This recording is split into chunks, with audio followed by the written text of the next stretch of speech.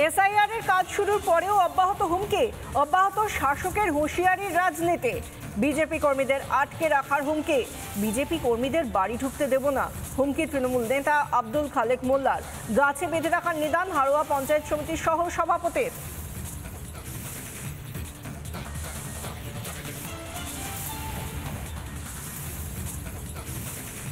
হুমকির ধমকানি এগুলো চলছেই এসআইআর আবহে। এসআইআর ইতিমধ্যেই চলছে এবং বাড়ি বাড়ি বিএলওরা দ্বিতীয় দিনের জন্য চলে যাচ্ছেন এখনো পর্যন্ত এনিউমারেশন ফর্ম নিয়ে। এবং তারই মধ্যে যেভাবে হুমকি দিচ্ছেন তৃণমূল নেতা আব্দুল খালেক মোল্লা, শুনুন। আজকে বলেছি, আপনি দেখেছেন সোশ্যাল মিডিয়ায় একটা বললাম উল্টো করে শীতে নাকি শীতে করে মায়েরা বললাম, একদম আজকের দিনেও বলে গেলাম, আজকেও বলে গেলাম, যদি বৈধ ভোটার একটা যদি বিজেপি চক্রান্ত করে বাদ দেয়, হাড়োয়ার মুখে প্রথম আমার নাম হেডলাইনে নাম লিখে রেখে দেবেন, একটা বিজেপিকে ঘরে ঢুকতে দেবো না, সব আটকে রেখে দেবো। আমার কাছে দড়ি মাছ কেনা আছে, গাছে ভালো করে পেঁচিয়ে পাবলিককে ঘিরে তাকে যতক্ষণ পর্যন্ত বলবো যে তোর চক্রান্তকারী বাপের নাম ততক্ষণ পর্যন্ত আমি ছাড়বো না। মানুষের জীবন নিয়ে খেলবে। আব্দুল খালেক মোল্লা, যাকে আমরা শুনতে পেলাম কি ভাষায় তিনি কথা বলছেন, এবং বিজেপি নেতারা বাড়িতে এলে তাদের ঢুকতে দেওয়া হবে না, গাছে বেঁধে রাখার নিদান দিচ্ছেন। কিন্তু এটাই কিন্তু প্রথম নয়, কিছুদিন আগে আমরা এই আব্দুল খালেক মোল্লাকেই দেখেছিলাম, তিনি এই সুরেই হুমকি দিয়েছিলেন। দেবে নাই বা কেন? কারণ আমরা দেখেছি যে তৃণমূলে এই এসআইআর আবহে প্রথম সুরটাই হুমকির সুর যেভাবে বেঁধে দিয়েছিলেন মমতা বন্দ্যোপাধ্যায়, তার সেই সুরেই তো সুর মেলাচ্ছে বাকি নেতা নেতৃত্বরা। এবং সেই জায়গা থেকে মমতা বন্দ্যোপাধ্যায়, তৃণমূলের সুপ্রিমো, তিনি কি বলেছিলেন হুমকির স্বরে, শুনুন। এই যে পশ্চিমবাংলা থেকে প্রায় 1000 লোককে নিয়ে গেছে ট্রেনিং করবার জন্য দিল্লিতে, আমি জানতামই না। এটা ডিএমদের উচিত ছিল অ্যাটলিস্ট আমাদের ইনফর্ম করা, আমাকে না করুক সিএসকে ইনফর্ম করো। আপনারা বিএলও যেসব লিস্ট করেছেন, বিএলওদের কাছে আমার অনুরোধ থাকবে ভোটার লিস্ট থেকে কারো নাম যেন বাদ না যায় সেটা দেখার। মনে রাখবেন, ইলেকশন কমিশন তার নোটিফিকেশন যখন হবে ডেট অফ ইলেকশন, তখন থেকে এটা ইলেকশন কমিশনের আন্ডারে যায়। তার আগে স্টেট গভর্নমেন্ট, আবার ইলেকশনের পরেও স্টেট গভর্নমেন্ট। সুতরাং এটা মনে রাখবেন, আপনারা চাকরি করেন স্টেট গভর্নমেন্টের। সরাসরি বিএলওদেরই হুমকি দিয়েছিলেন প্রশাসনিক সভা থেকে মুখ্যমন্ত্রী মমতা বন্দ্যোপাধ্যায়। আর তিনি যে সুরটা বেঁধে দিয়েছেন সেই সুরই এরপর অনুসরণ করে গিয়েছে, তার সেই পদাঙ্ক অনুসরণ করে গিয়েছেন একের পর এক নেতা। এমনকি তৃণমূলের second in command Abhishek Bandyopadhyay, তিনিও এই গাছে বেঁধে রাখতে হবে, বিজেপি নেতারা এলে, বিজেপির লোকজন এলে সে কথা বলেছিলেন, সেই নিদান দিয়েছিলেন পানিহাটির একেবারে সেখানকার মাটি থেকে। কি বলেছিলেন অভিষেক, শুনুন। জ্ঞানেশ কুমারের বাবার নাম আছে ভোটার লিস্টে, ডকুমেন্ট দেখাতে পারবে?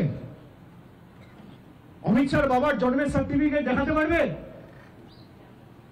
প্রধানমন্ত্রী থেকে শুরু করে ক্যাবিনেটে যারা মন্ত্রী রয়েছে, স্বাস্থ্যমন্ত্রী, প্রতিরক্ষা মন্ত্রী, শিক্ষামন্ত্রী, যারা ইলেকশন কমিশনে কাজ করেন, দেখাতে পারবেন? স্থানীয় যারা বিজেপির নেতারা যদি এখানে ঢোকে, ঘিরে ধরবেন এদেরকে, বলবে বাবা ঠাকুরদার সার্টিফিকেট নিয়ে আয়, তারপর প্রচার করতে আসবেন। বাবা ঠাকুরদার সার্টিফিকেট নিয়ে আয়, তারপর প্রচার করতে আসবি। বেঁধে রাখবেন গাছে, পোস্টে বেঁধে রাখবেন, হাত তুলবেন না। আমরা শান্তিতে বিশ্বাস করি। বলবেন সার্টিফিকেট নিয়ে আয়, তারপর তোর দড়ি তুলবো। যা, তোর বাবার সার্টিফিকেট, বাবার বার্থ সার্টিফিকেট, তোর দাদুর বার্থ সার্টিফিকেট, তোর ঠাকুরদার বার্থ সার্টিফিকেট, আর তোর দিদিমার বার্থ সার্টিফিকেট, তোর অমিত শাহ, মোদী সরকার যে আমাদের থেকে সার্টিফিকেট চেয়েছে, আগে তোরা সেই সার্টিফিকেট মানুষকে দেখা, তারপর কাগজ চাইবি মানুষকে। অভিষেক বন্দ্যোপাধ্যায় মুখে বলছেন আমরা শান্তিতে বিশ্বাস করি, এদিকে যখন তিনি মানুষকে খেপাচ্ছেন তখন তিনি বলছেন যখন বিজেপির নেতারা আসবেন তাদেরকে পোস্টে বেঁধে রাখবেন, তাদেরকে গাছে বেঁধে রাখবেন। এটা যদি শান্তির ভাষা হয় তাহলে আমাদের সত্যি কিছু বলার নেই। বাংলায় সত্যি আমরা যেদিকে তাকাই সেদিকে এরকমই শান্তি বোধহয় দেখতে পাই। এবং তিনি এবং সুপ্রিমো মমতা বন্দ্যোপাধ্যায় যখন এই সুর বেঁধে দিয়েছেন, তখন সেই পদাঙ্ক অনুসরণ তো করতেই হবে বাকি নেতাদের, চুনোপুটি হন বা বড় নেতা। আব্দুল খালেক মোল্লা কি বলেছেন, শুনুন।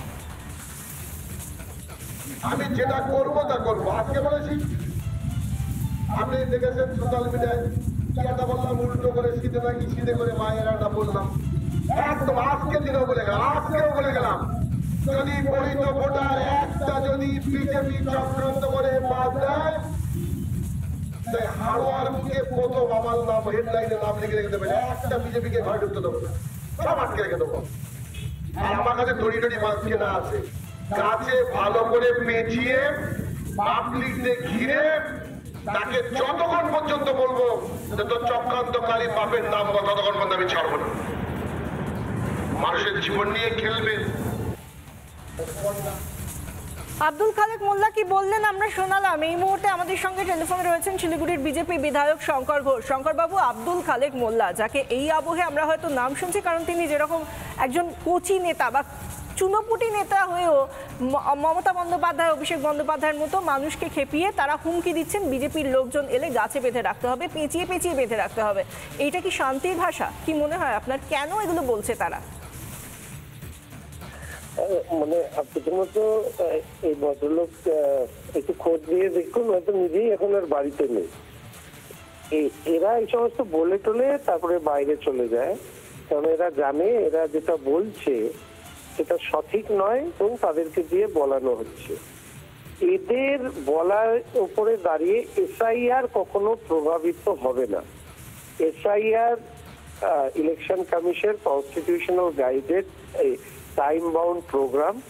আমি শুধু সবাইকে অনুরোধ করব যে তৃণমূল কংগ্রেসের এই গরম গরম ভাষণ দেওয়ার লক্ষ্য একটাই, বৈধ ভোটার জন্মসূত্রে হিন্দু বা মুসলিম তারা আতঙ্কিত হোক, আর বাংলাদেশ থেকে আসা অনুপ্রবেশকারী ডেড ভোটার বা ডাবল ট্রিপল এন্ট্রি ভোটার এইগুলো যাতে থেকে যায় তার জন্য এই পরিবেশ তৈরি করা। তৃণমূল কংগ্রেস বিরোধী সমস্ত মানুষকে ঐক্যবদ্ধ ভাবেই এই সরকারকে উপড়ে ফেলার কাজ করতে হবে। তারপরে এইসব খালেক মোল্লা টোল্লা যে যেখানে থাকে না কেন সে সেখানে ফিরে যাবে। ধন্যবাদ শঙ্কর বাবু। আমরা কথা বলছিলাম শিলিগুড়ির বিজেপি বিধায়ক শঙ্কর ঘোষ ছিলেন এবং তিনি বলছেন যে সাংবিধানিক পদ্ধতিতে এসআইআর হচ্ছে, কিন্তু আমরা যে কথাগুলো তৃণমূলের বিভিন্ন নেতা নেত্রীদের মুখ থেকে শুনতে পাচ্ছি সেই কথাগুলো, সেই ভাষা কখনোই সাংবিধানিক নয়, বরং অসাংবিধানিক ভাষা ব্যবহার করে অসাংবিধানিক কাজ যাতে করা হয় সেই জন্যই লোক খেপানো হচ্ছে তৃণমূলের তরফ থেকে। শুধুমাত্র আব্দুল খালেক মোল্লাই নন, এর আগে অভিষেক বন্দ্যোপাধ্যায় থেকে শুরু করে মমতা বন্দ্যোপাধ্যায় থেকে শুরু করে একের পর এক নেতা, রাজীব ব্যানার্জি, মানস ভূঁইয়া, তাজমুল হোসেন, সাবিনা ইয়াসমিন পর এভাবেই হুমকি দিয়ে গিয়েছেন।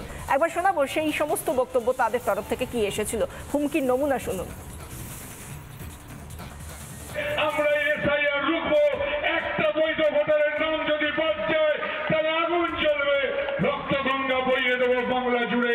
বিএলও যদি বেইমানি করে ইমিডিয়েটলি রিপ্লেস, একটা নামও যেন না কাটে। বৈধ ভোটারের নাম কাটা গেলে সুকান্ত মজুমদারও তার বাড়িতে থাকতে পারবে না। তালিকা থেকে বাদ দেওয়া হয়, আমরা হরিশ্চন্দ্রপুরকে লন্ডভন্ড করে দিব।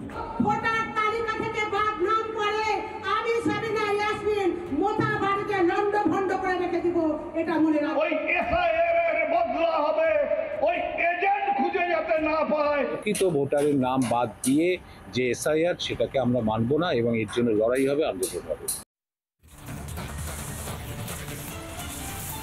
এসআইআর এর কাজ শুরুর পরেও অব্যাহত হুমকি আব্দুল খালেক মোল্লা, যিনি বলছেন গাছে পেঁচিয়ে পেঁচিয়ে বেঁধে রাখবেন, বিজেপির নেতারা এলে একেবারে জনসমক্ষে গাছে পেঁচিয়ে পেঁচিয়ে বেঁধে রাখবেন। এর আগে পানিহাটিতে দাঁড়িয়ে অভিষেক বলেছিলেন যে বেঁধে রাখুন, ইনি আবার দু কদম এগিয়ে বলছেন গাছে পেঁচিয়ে পেঁচিয়ে বিজেপি নেতাদের বেঁধে রাখবেন।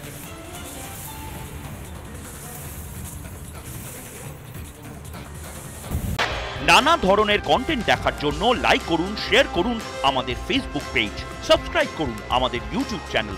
পাশাপাশি অন্যান্য ব্রেকিং নিউজের জন্য অবশ্যই চোখ রাখুন রিপাবলিক বাংলায়।